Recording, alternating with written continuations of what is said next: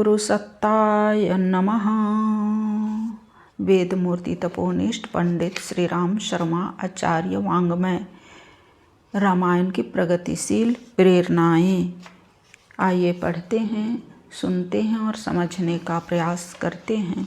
त्वदीयं वस्तु गोविंद तुभ्यमेव समर्पये। त्वदीयं वस्तु गोविंद तुभ्यमेव समर्पये। त्वदीयं वस्तु गोविंद तुभ्यमेव समर्पये। ओम भूर्भुवः स्वः तत्सवितुर्वरेण्यं भर्गो देवस्य धीमहि धियो यो नः प्रचोदयात्। भक्त और भगवान के संबंध। भगवान की आराधना भक्ति भावना से होती है। भक्ति का अर्थ है प्रेम। भगवत प्रेम को अंतरात्मा के कण कण में बसा लेने से भगवत उद्देश्य ही जीवन का उद्देश्य बन जाता है। सारी अभिरुचि उधर ही ढल जाती है। इस स्तर के अंतःकरण में उच्च कोटि की भावनाएं उमंगती रहती है। उसी प्रकार के विचारों और कार्यों से संतोष होता है। लोक व्यवहार एवं कर्तव्य पालन की दृष्टि से संसारिक काम तो सतर्कतापूर्वक किए जाते हैं, किंतु हृदय में भगवान और उनका स्वरूप तथा निर्देश ही भरा रहता है। इसी का नाम सच्चा भगवत प्रेम है। ईश्वर भक्त को ईश्वर सदृश श्रेष्ठ आदर्श युक्त होना चाहिए, मानो दूसरा भगवान ही हो। राम और भरत की जोड़ी ऐसी लगती थी मानो एक ही सांचे के ढले हों। चित्रकूट निवासियों ने राम और भरत की एक रूपता समस्वरता को देखा और आश्चर्यचकित रह गए। दोनों की आकृति और आत्मीयता अनिर्वचनीय प्रतीत होती थी। भरत राम ही की अनुहारी सहसा लखी न सकहि नर नारी। प्रेम एक पक्षीय होना चाहिए, उसमें दूसरे पक्ष द्वारा तदनुरूप बदला देने की कामना नहीं होनी चाहिए। भरत सोचते हैं कि जो भगवान द्वारा दिया जा रहा है वह पर्याप्त है। यदि त्याग दिया गया हूँ तो वह भी उचित है, क्योंकि मेरी मलिनता इसी योग्य थी। यदि वे मेरा सम्मान करते हैं तो यह भी उचित है, क्योंकि वे सुस्वामी हैं। उन्हें अपने अनन्य सेवक का ध्यान रखना चाहिए। भक्त को न कोई उल्लाहना देना पड़ता है और न शिकायत करनी पड़ती है कि भगवान ने यह नहीं किया, वह नहीं किया। वह तो मात्र अपनी भावना और कार्य पद्धति को उत्कृष्ट बनाए रहने में ही भक्ति की पूर्णता मान लेता है और इतने में ही पूर्ण संतुष्ट रहता है। भरत का अभिव्यक्ति इसी प्रकार की है। भरत जी श्री राम के पास चित्रकूट जाने के लिए तैयार हुए, पर बदले में वे किसी सम्मान की आशा नहीं करते। मान अपमान दोनों उन्हें स्वीकार है।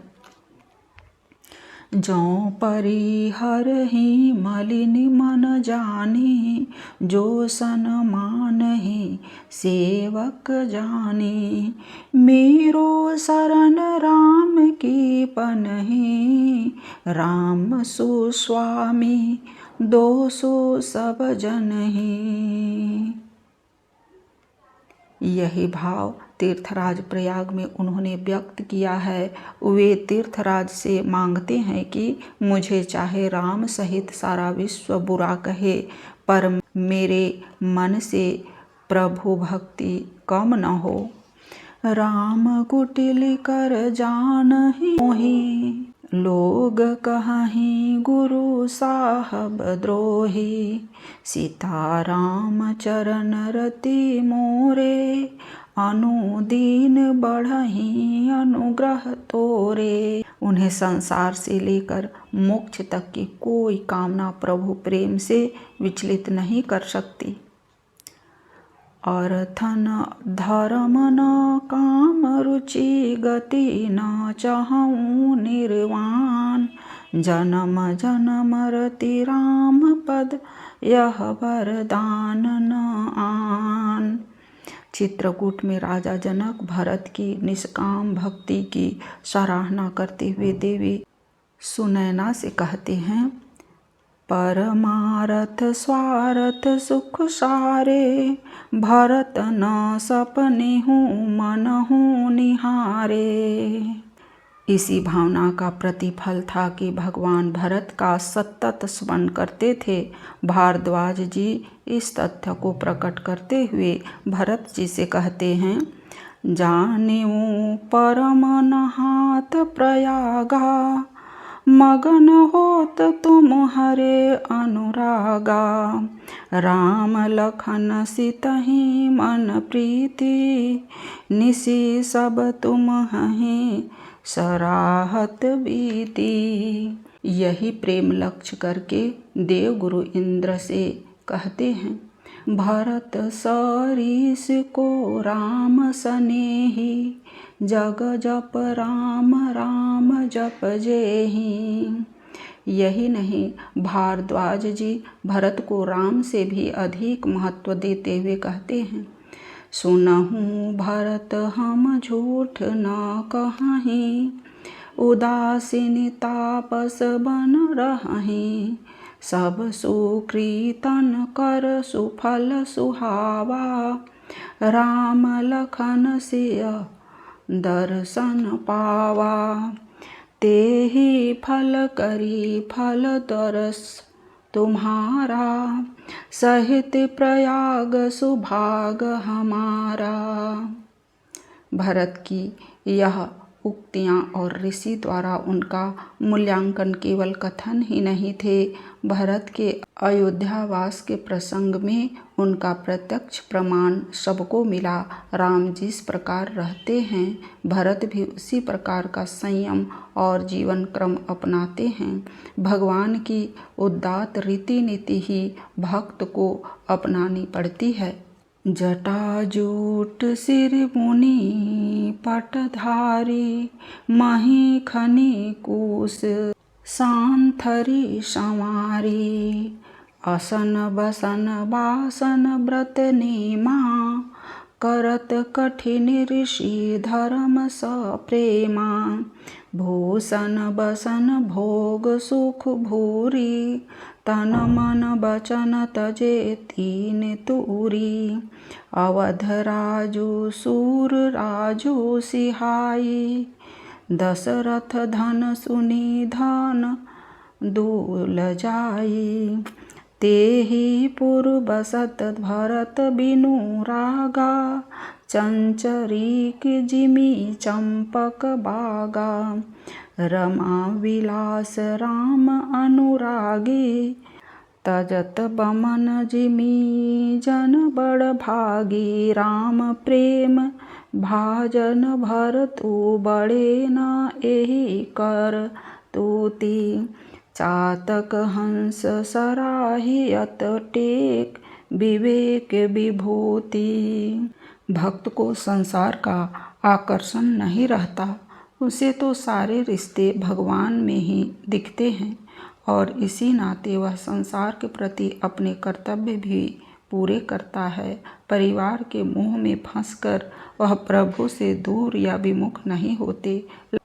लक्ष्मण जी राम वन गमन के समय भगवान के साथ चलने का आग्रह करते हुए यही भाव व्यक्त करते हैं, गुरु पितु मातु न जानो काहू, कहो सुभाऊ नाथ पति आहू। जहम लगे जगत स्नेह सगाई, प्रीति प्रतीति निगम निजु गाई।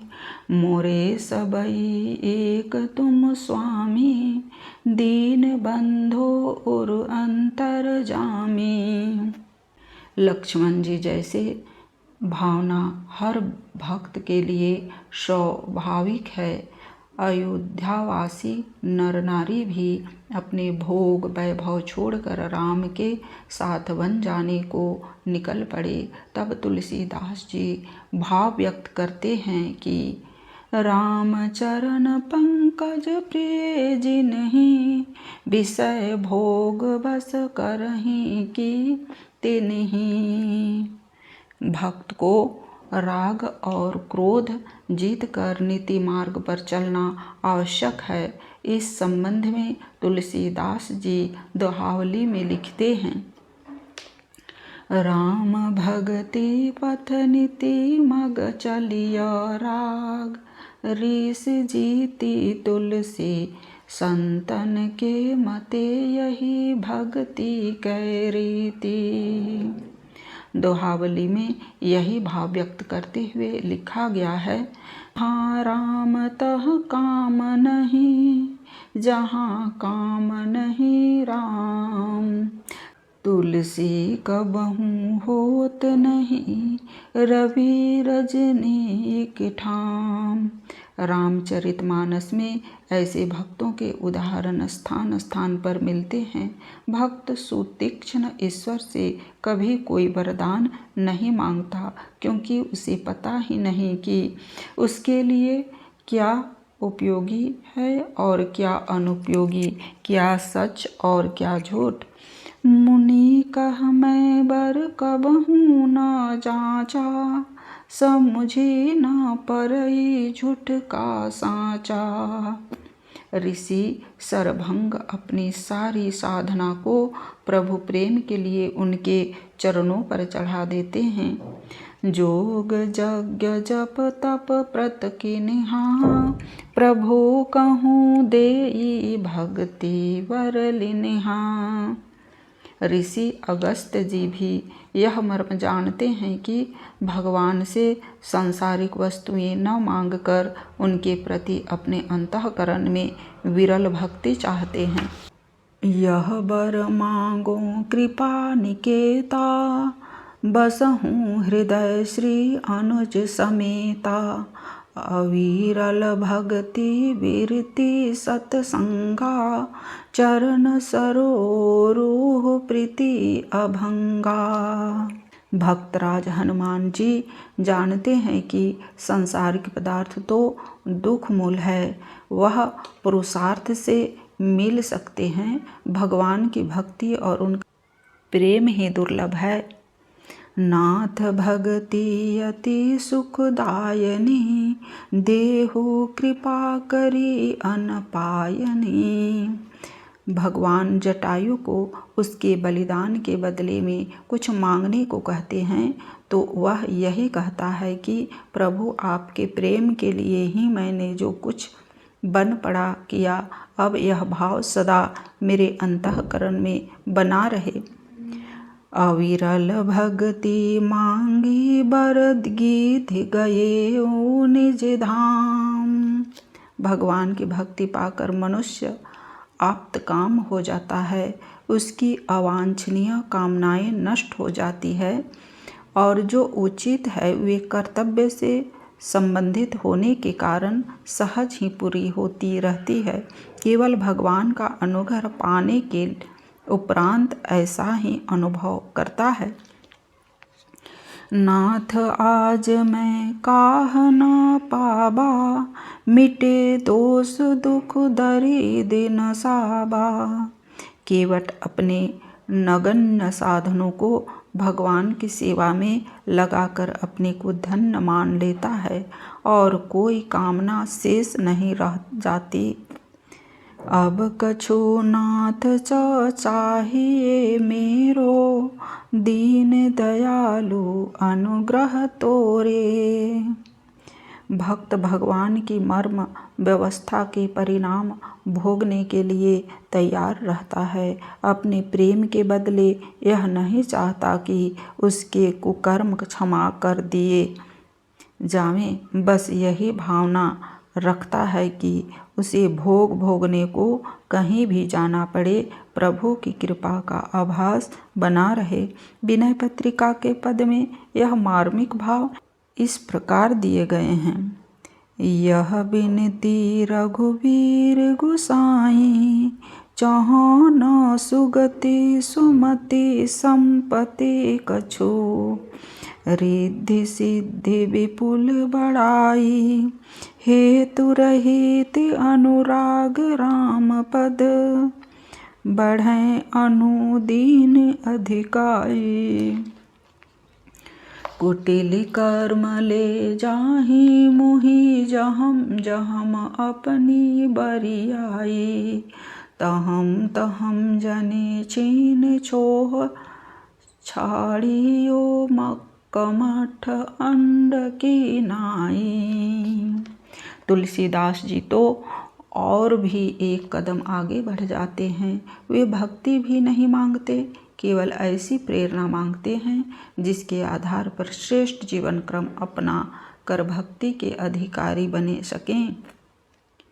विनय पत्रिका में वे कहते हैं, कभी भगवान की कृपा से मैं संत स्वभाव ग्रहण करूँगा, जो कुछ मिल जाए उसी में संतोष, कभी किसी से कुछ न मांगना, सदैव मन वाणी और कर्म से परोपकार में लगे रहना, यम नियमों का पालन, कठोर वाणी सुनकर भी क्रोधित न होता, अभिमान रहित, सब में ममत्व बुद्धि, शांत मन, दूसरों के दोष न देखकर गुण देखना, शरीर संबंधी चेतना छोड़कर सुख और दुख को सहना आदि संतों के गुण को धारण करके ही मैं अविचल हरि भक्ति पा सकता हूँ। कबहूँ कुहो यही निरहंगो, श्री रघुवीर कृपालु कृपाते संत स्वभाव गहंगो, जथा लाभ संतोष सदा काहूँ, सौ कछु न चाहूँगो, परहित निरत निरमतर मन क्रम वचन निबहंगो, परुष वचन यति दुसह श्रवण सुनीते ही पावक न दहंगो, विगत मान सम शीतल मन पर गुण नहीं दोष कहंगो, परिहरि देह जनित चिंता दुख सुख समबुद्धि कहंगो, तुलसीदास प्रभु यही पथ रही, अविचल हरि भक्ति लहंगो। भक्त भगवान का संबंध अनोखा है। भक्त के मन में विकार भी है तो वह प्रभु को बता देता है और भगवान भी भक्त की दुष्प्रवृत्तियों का निराकरण करते हैं, गलत चाहों को पूरा नहीं करते, काम की पूर्ति नहीं, उनका शोधन ही प्रभु अनुग्रह का सच्चा प्रमाण है। नारद मोह प्रसंग में यह स्पष्ट है। नारद जी को अपने द्वारा काम विजय का अहंकार हो गया। भगवान ने इसे जाना तो विचार किया, करुणा निधि मन देखी विचारी, उर अंकुरे वो गर्भ तरु भारी, बेगी सेवक सौ मैं डारी, हम उखारी, पन हमार सेवक हितकारी। भगवान ने माया के प्रभाव से उन्हें मोहित किया। वे विश्व मोहिनी को पाने के लिए आतुर हो उठे, किंतु भगवान के प्रति विश्वास बना रहा। वे सोचने लगे, मोरे हित हरि सम नहीं को, एहि अवसर सहाय सोई हो। भगवान से अपनी इच्छा व्यक्त की, परंतु निर्णय उन्हीं के हाथों में सौंप दिया। जेहि विधि होई नाथ हित मोरा, करहूँ सो बेगी दास मैं तोरा। भगवान ने भी उनकी निष्ठा देखी, उनके विकारों के ही समन का निश्चय किया और कहा, जेहि विधि होई परम हित नारद सुनहु तुम्हार, सोई हम करब न आन कछो, वचन न मृषा हमार। और स्पष्ट कह भी दिया कि रोगी कुपथ्य मांगे तो भी वैद्य नहीं देता, वैसे ही तुम्हारा हित मैं करूँगा। कुपथ मांगू रूज व्याकुल रोगी, वैद्य न देहि सुनहु मुनि जोगी। यही विधि हित तुम्हार मैं उठयम, कह अस अंतरहित प्रभु भयेऊ। उन्होंने मांगा था सुंदर रूप, किंतु भगवान ने उन्हें कुरूप कर दिया। उनकी रुचि नहीं हित की रक्षा की। मुनि हित कारण कृपा निधाना, दिन कुरूप न जाए बखाना। स्वयंवर में अपमानित होकर नारद क्रुद्ध भी हुए, पर प्रभु ने बुरा न माना। नारद जी ने बाद में अरण्यकांड में प्रभु से उनके विवाह में विघ्न डालने का कारण पूछा, तो उन्होंने समझाया कि वे भक्त की रखवाली माता की तरह करते हैं। माँ बच्चे को सांप अथवा अग्नि की तरफ जाने से रोकती ही है। करऊँ सदा तिनकै रखवारी, जिमि बालक राखई महतारी। गह शिशु बच अनल अहि धाई, तहम राखई जननी अरगाई। भगवान ने नारद को बतलाया कि नारी को प्रमदा कामिनी रूप में देखना अहितकारी है, अतः उन्हें उससे दूर रखा है। अवगुण मूल सूल प्रद प्रमदा, सब दुख खानी। ताते किन्ह निवारण, मुनि मैं यह जिय जानी। भगवान के इस प्रभाव को समझकर तुलसीदास जी विनय पत्रिका में यही प्रार्थना करते हैं कि हमारे भी दोष हर लीजिए। ओम शांति।